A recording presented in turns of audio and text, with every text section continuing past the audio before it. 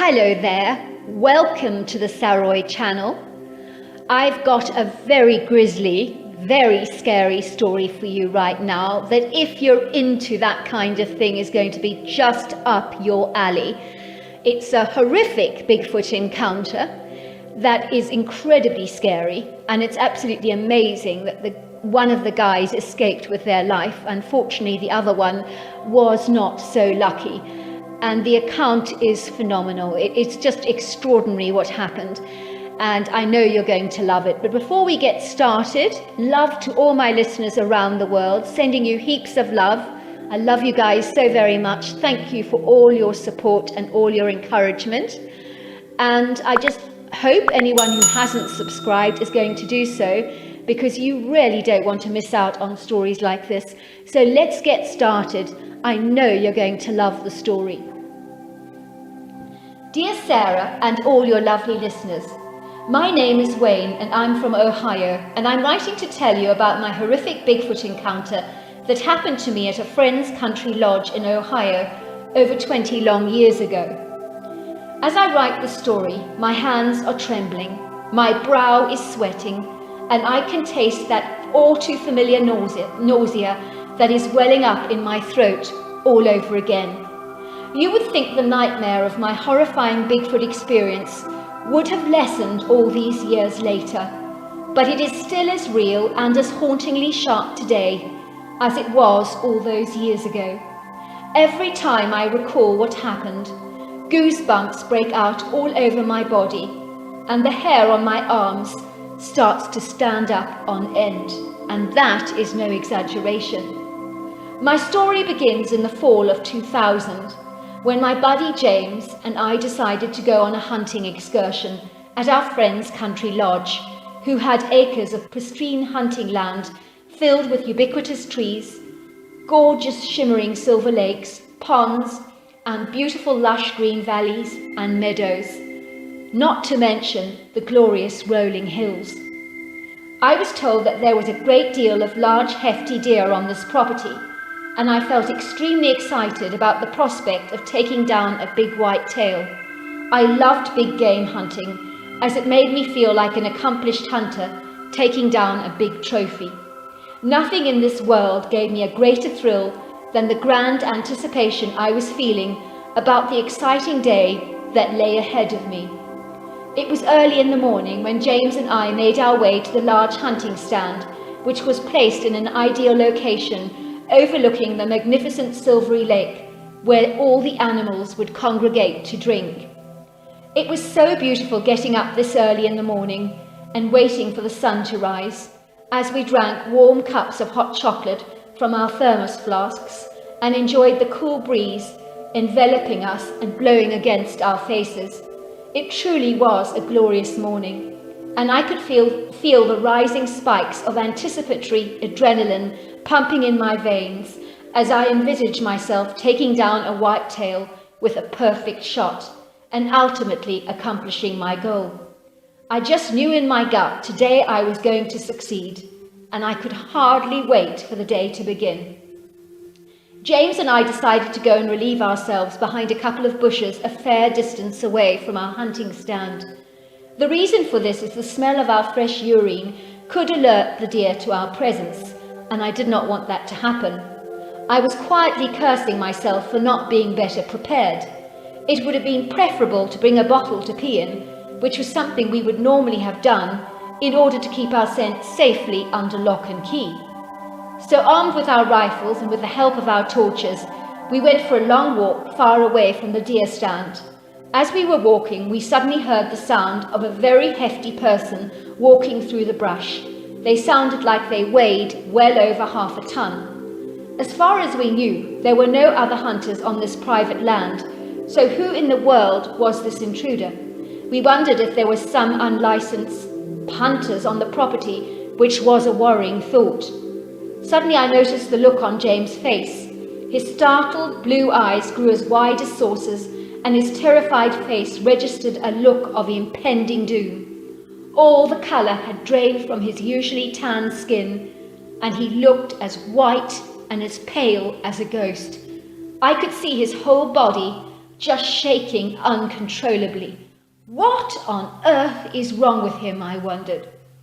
Something monstrously big is following us, he whispered. This thing is huge, he cried out in fear. I caught a glimpse of this hideously large form in the undergrowth, and it has the hugest red eyes you have ever seen. Suddenly, all was very still for a moment, but the momentary quietness put my nerves on edge and made me feel distinctly uncomfortable. I could feel my heart thundering through my chest as I sensed a pair of predatory eyes on me. When I looked around, I could see nothing, but I knew instinctively that something hideously evil was watching us, and a feeling of insufferable dread tormented my entire being.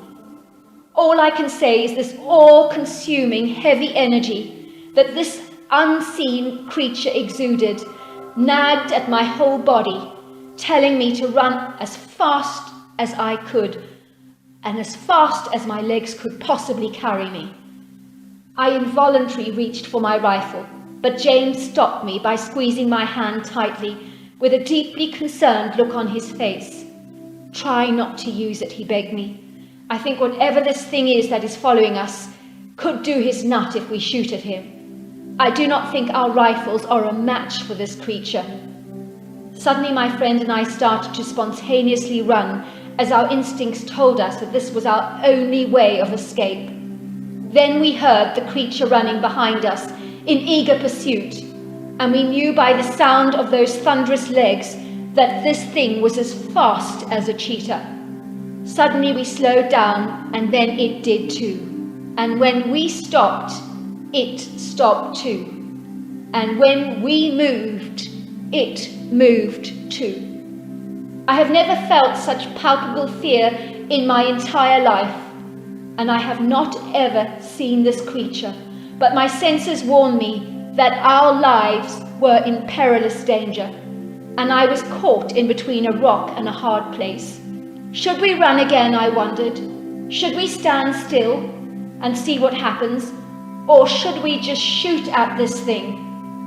I decided against James's wise advice, and I decided to unload my rifle by firing some warning shots at the unseen creature.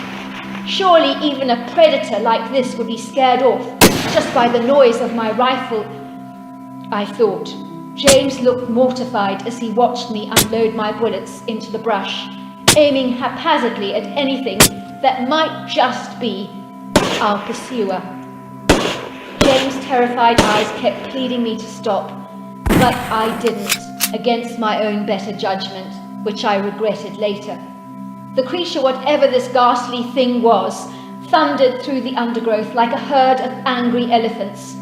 Finally he stood before us, larger than life, and neither James or I were prepared for this monstrous, hideous foe that stood before us. I could not believe what my eyes were seeing, as it seemed like the creature from my worst nightmare had taken on a life force all of its own. This foul creature was gargantuan in size, and never in all my born days have I seen anything so hideously ugly and so monstrously evil. I would say at a guess that this creature was over 1,000 pounds, and that is not even a slight exaggeration, and he was about 8.5 feet tall. He had the most massive chest I have ever seen, and I hasten to say that even the world's most successful bodybuilders would look puny and pathetic next to him. The creature was covered with thick black hair that almost had a navy tinge. That is how dark he was.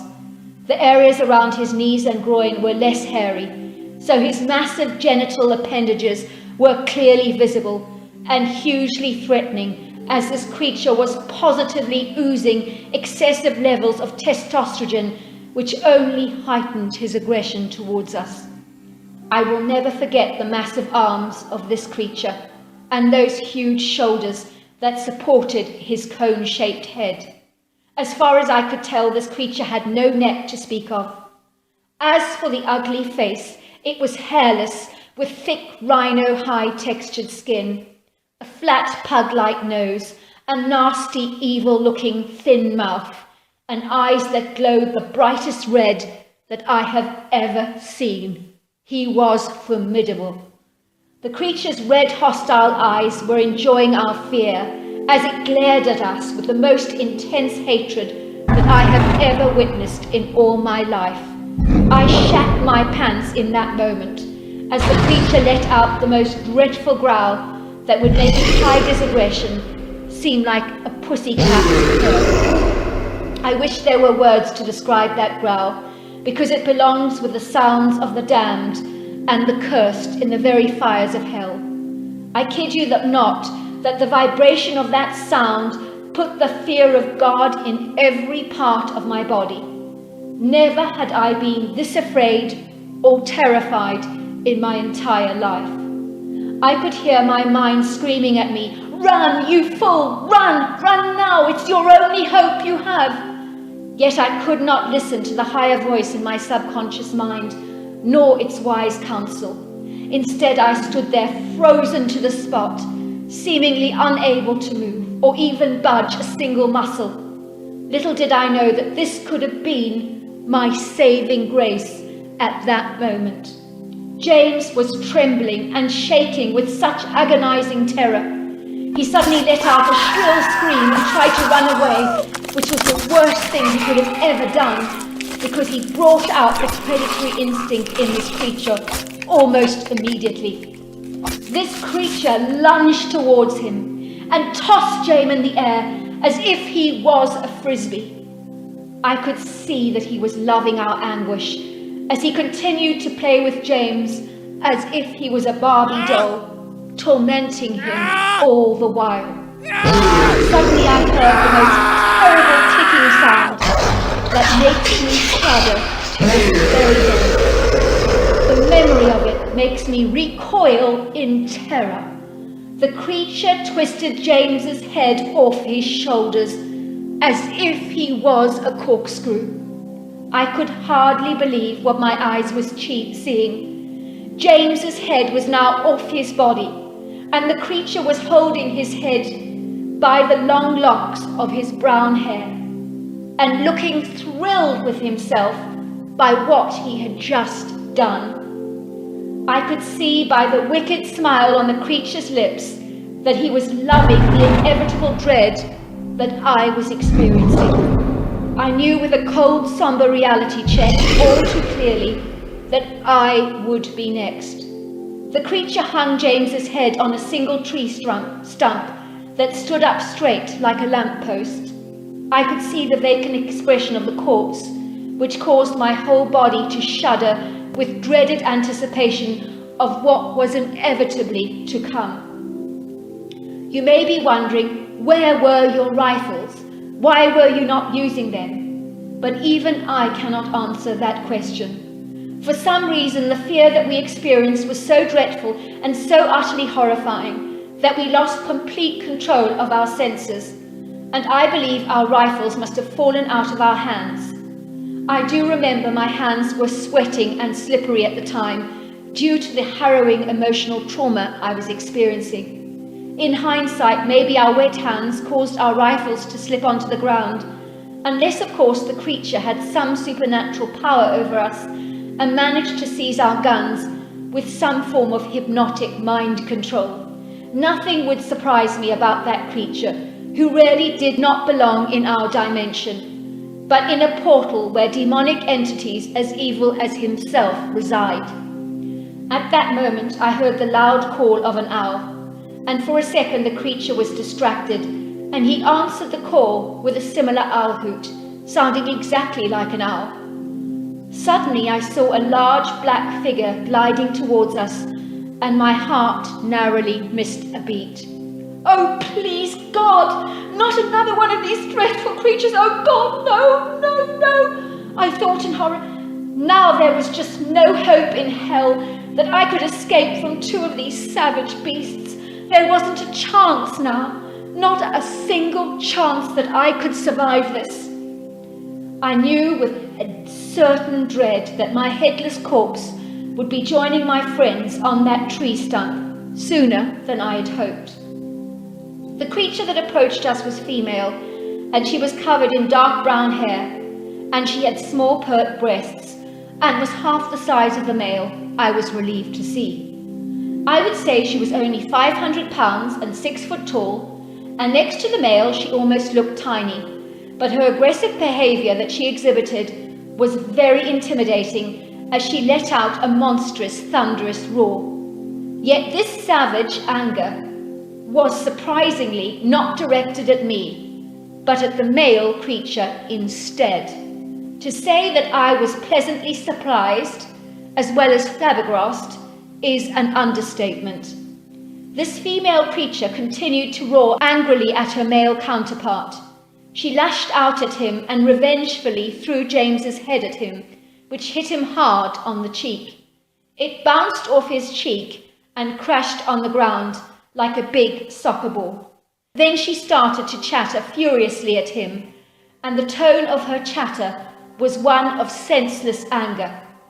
Fearlessly she charged at the male, kicking him in the groin with one of her huge thunder-like legs, until this formidable apex predator whimpered out in pain and grabbed his crotch with his monstrous human-like hands.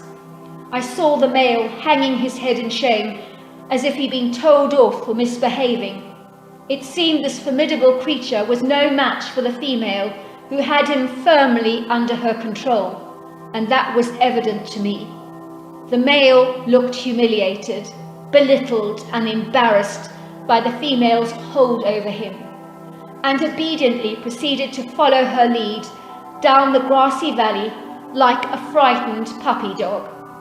Maybe there was a God after all, I thought, and some insane sort of divine justice, seeing this brazen big creature experience a moment of deep humiliation, which would have been a blow to his oversized ego. Never in my wildest dream did I think I would live to see another day. Salty tears of relief poured down my face, and believe me, I never cry. I could not believe I was still alive. The reality that James was dead hit me like the hugest blow, and he had died in such a horrendous way, in such terrible circumstances. I was devastated at losing one of my very best friends that I had ever had. I made my way to my jeep as fast as I could, and trembling I fired up the engine and drove to the police station. When I got there, I could not speak for several hours because nothing would come out of my mouth. I was completely tongue-tied and numb from the whole experience, so the police sent me home. When I got home, I went to bed and crashed for many long hours. It was only the next morning that I was able to share my horrifying story with both my sister and brother. When I told them about the creature I had seen, my brother believed the creature I had encountered was a Sasquatch or a Bigfoot. He had never believed in the existence of such a creature, but he knew by my rattled state and by my character that I was not going to make up a story like this. He got on the phone to call a friend of his in the force and told me he'd taken care of everything and I was not to worry.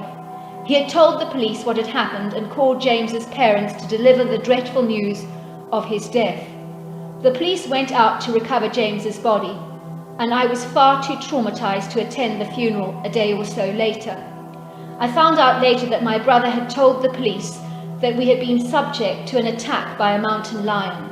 I saw the heading on the newspaper which showed a picture of James, and it was titled, "Two men caught up in the fight of their lives with a savage mountain lion at Vinton, Ohio area." "Why did you do that?" I asked my brother in horror. "For your own protection," said my brother. "You have been traumatized enough by your story. The last thing you need is the ridicule of disbelieving police officers." So there you are, that's my story. And even today, the harrowing memories of my ordeal haunt my worst nightmares on a regular basis. I am undergoing trauma counseling, which has helped me a lot. I am always thankful for the female Sasquatch that dragged that monster away from my impending fate. In short, she saved my life. Why, I will never know, but it gives me comfort to think that she gave the male a taste of his own medicine. I hope you enjoyed my story. That was an incredible story. I mean, it was amazing. It was mind-blowing. I don't even know what to say. I'm just speechless, really. It was quite a story, an absolutely incredible story, and so devastating that you lost your lovely friend James in such a macabre and dreadful way. I don't know what to say. Until next time, goodbye and good night.